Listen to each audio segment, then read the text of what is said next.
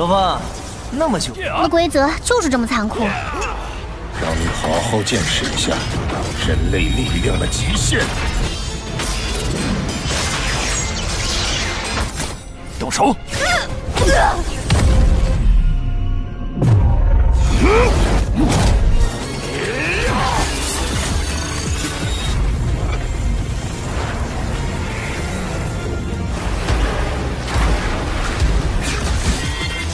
神枪灭世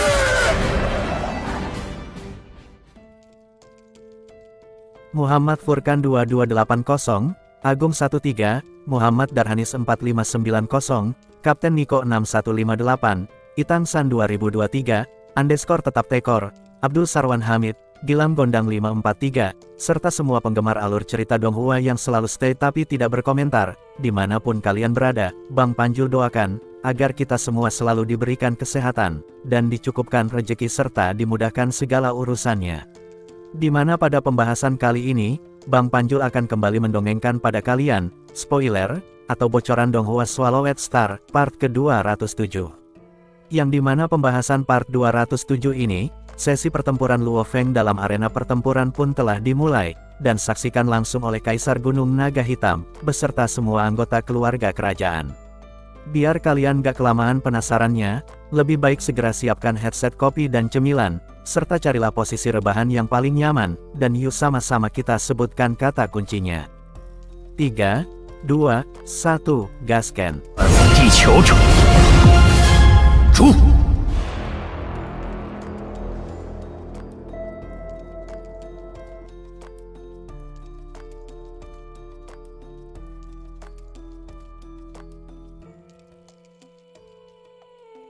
Pada part sebelumnya, akibat kekalahan yang dialami oleh Hong dan Nabini, membuat semua penonton dari bidang bintang Gunung Naga Hitam memasang ekspresi suram, layaknya para bucin yang ditinggal kekasih.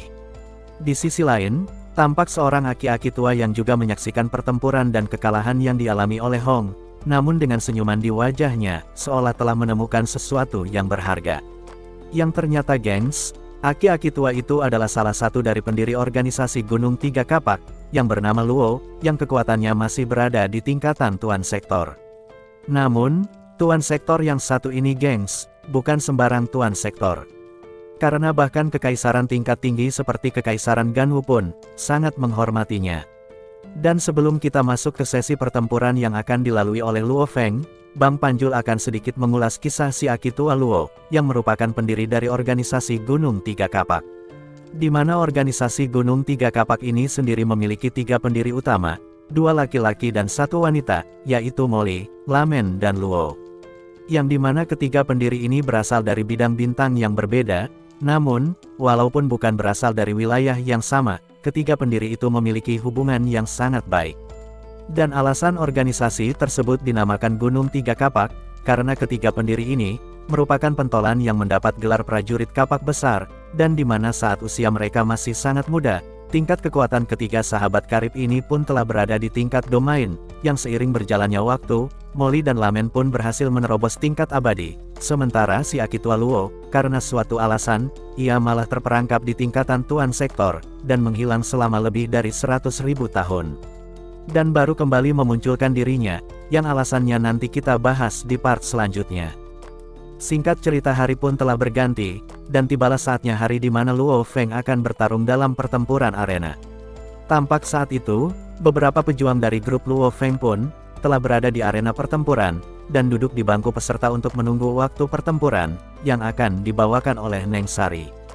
Oke gengs, karena ada beberapa komentar sebelumnya yang mengira Hong telah tewas dalam pertempuran kemarin, maka di sini Bang Panjul kasih tahu, kompetisi pertempuran eliminasi dan pertempuran arena ini dilakukan di ruang virtual, yang dimana jika salah satu pesertanya mati, maka itu bukanlah mati beneran gengs. Sampai sini Bang Panjul yakin pasti sudah pada paham, jadi kita lanjutkan kembali pembahasan spoilernya.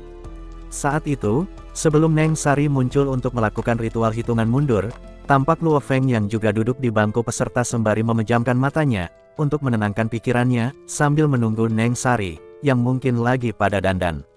Di sisi lain, tampak beberapa peserta yang menatap ke arah Luo Feng, seketika terkejut, dengan kemunculan dua pejuang kuat, yang lolos kualifikasi dengan peringkat di bawah 10. Dan ketahui, kedua peserta itu bernama Punskin dan Gineli, yang keduanya berasal dari Kekaisaran Ganwu. Saat itu, tribun penonton yang semula sepi, tiba-tiba terjadi ledakan diskusi, yang membahas tentang dua pejuang tersebut. Dan akibat dari kebisingan itu, membuat Luo Feng perlahan mulai membuka matanya, sembari melihat ke arah Punskin dan Gineli, yang saat itu berdiri berdampingan. Punskin, dia adalah seorang jenius mutlak yang telah dilatih oleh Kekaisaran Ganwu, yang sangat terkenal dengan tinjunya. Selain itu, menurut informasi, ia digadang-gadangkan sebagai peserta terkuat dalam grup ini. Sedangkan Gineli, banyak yang mengatakan bahwa dia akan menduduki tempat kedua dalam pertempuran arena ini, karena untuk posisi pertama akan ditempati oleh Punskin, ujar Luo Feng, sembari mengingat semua informasi yang telah ia dapatkan dari Tuan Asuka. Di saat yang sama, tampak Punskin dan Gineli, yang melangkah dan duduk di samping Luo Feng. Melihat Luo Feng yang berada di samping mereka, Gineli pun menatap tajam sembari berkata, "Kau, duduklah di tempat lain, karena aku tidak suka jika ada yang duduk di dekatku," ucap Gineli. Mendengar ucapan itu, Luo Feng pun berkata, Kau pasti sudah gila. Jika kau tak mau duduk berdekatan denganku, maka kau bisa mencari tempat duduk lain, karena aku yang telah lebih dulu berada di sini," ucap Luo Feng, lalu kembali memejamkan matanya. Mendapat jawaban itu, spontan Gineli pun menatap tajam ke arah Luo Feng, layaknya seekor ular yang siap menerkam mangsanya. "Sial, kalau bukan karena aturan yang tidak memperbolehkan siapapun bertarung di luar arena, aku pasti sudah membunuhmu, tapi tunggulah, setelah pertempuran dimulai, kau adalah orang pertama yang akan menjadi korbanku," gumam Gineli. Tak berselang lama, tiba-tiba terdengar suara lembut dari Neng Sari yang berkata, "Perhatian semuanya, sebelum memulai sesi pertempuran arena dalam grup ini, izinkan aku memperkenalkan 100 peserta," ucap Neng Sari dengan suara yang terdengar jernih, diikuti sorak ramai para penonton.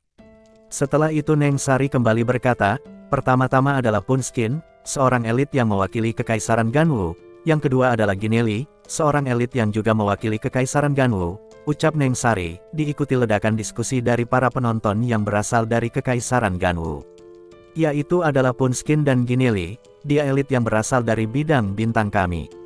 Iya benar, siapapun yang mendekati mereka pasti akan dibantai oleh Punskin dengan tinjunya. Aku yakin, dengan adanya mereka berdua, sudah pasti kompetisi dalam grup ini sepenuhnya akan dikendalikan oleh mereka, bunyi diskusi dari para penonton, saat Neng Sari yang masih terus memperkenalkan para peserta dalam grup tersebut. Hingga tibalah saat di mana sesi perkenalan untuk sang MC kita. Dan terakhir adalah Luo Feng, seorang pejuang yang mewakili Kekaisaran Gunung Naga Hitam, ucap Neng Sari, diikuti sorak ramai penuh semangat dari para penonton yang berasal dari bidang bintang Gunung Naga Hitam. Saat itu, saat namanya disebut, Luo Feng perlahan-lahan mulai membuka matanya, sembari melirik ke arah Gineli yang masih berada di sampingnya. Di sisi lain, entar di istana Kekaisaran Gunung Naga Hitam, tampak Sang Ratu dan Kaisar Gunung Naga Hitam serta lebih dari 1000 anggota keluarga kerajaan, yang didampingi oleh para tuan sektor termasuk Tuan Asuka, yang juga tengah menyaksikan sesi perkenalan Luo Feng melalui layar besar yang mengambang di depan mereka. "Hahaha, lihatlah, itu adalah Luo Feng, jenius elit kebanggaan kita. Aku yakin, dia akan melewati pertempuran arena ini dengan sangat mudah," ucap sang kaisar sembari tertawa bangga. Saat itu, saat semua anggota keluarga kerajaan tengah melontarkan kata-kata pujian untuk Luo Feng, tampak seorang pangeran yang ikut tersenyum, namun seolah-olah, senyum itu adalah sebuah senyum yang dipaksakan. Dan tidak lain, pangeran itu adalah Brolin, yang saat itu berusaha menyembunyikan keterkejutannya, saat mengetahui, bahwa Luo Feng yang sebelumnya lolos dan menduduki peringkat 51 dalam kompetisi eliminasi, adalah Luo Feng yang pernah ia singgung. Mengetahui fakta tersebut, Brolin pun memutuskan untuk tidak lagi berurusan dengan Luo Feng. Karena dengan statusnya saat ini, sudah pasti akan sangat mudah bagi Luo Feng untuk bergabung dengan beberapa organisasi kuat, yang dapat menimbulkan ketakutan di Kekaisaran Gunung Naga Hitam. Dia, bagaimana bisa seperti ini? Bagaimana jika dia masih menyimpan dendam atas insiden di dalam dunia petir? Tidak, lebih baik untuk sementara waktu aku tetap berada di dalam kota Kekaisaran, karena dengan begitu dia tidak akan bisa untuk menggangguku, gumam Brolin, sembari mengertakkan giginya. Di sela itu terdengar, Kaisar Gunung Naga Hitam berkata pada Tuan Asuka. Asuka, apakah Luo Feng memiliki peluang untuk lolos dalam grup ini? Mendengar ucapan itu, Tuan Asuka pun menarik nafas panjang sembari berkata, bahwa harapan itu akan selalu ada, namun ada banyak bahaya yang harus dilalui Luo Feng.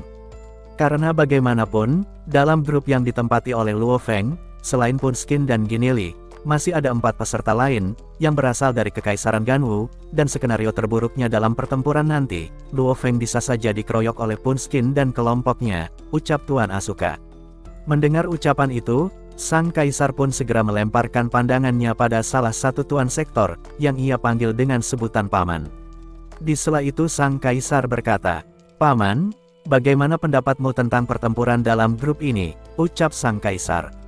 Mendengar ucapan itu, Sang Paman pun berkata, Yang Mulia, tidak ada gunanya mengkhawatirkan pertempuran ini, karena faktanya, kita sendiri belum mengetahui seberapa kuat si Luo Feng ini, jadi akan lebih baik jika kita melihat dulu kemampuan jenius terakhir dari kekaisaran kita ini, ucap si Paman.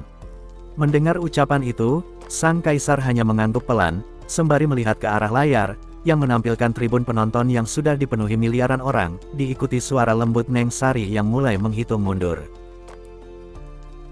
Saat itu, saat hitungan mundur telah mencapai angka terakhir, seketika, seluruh peserta yang telah berada di arena pun segera melesat cepat.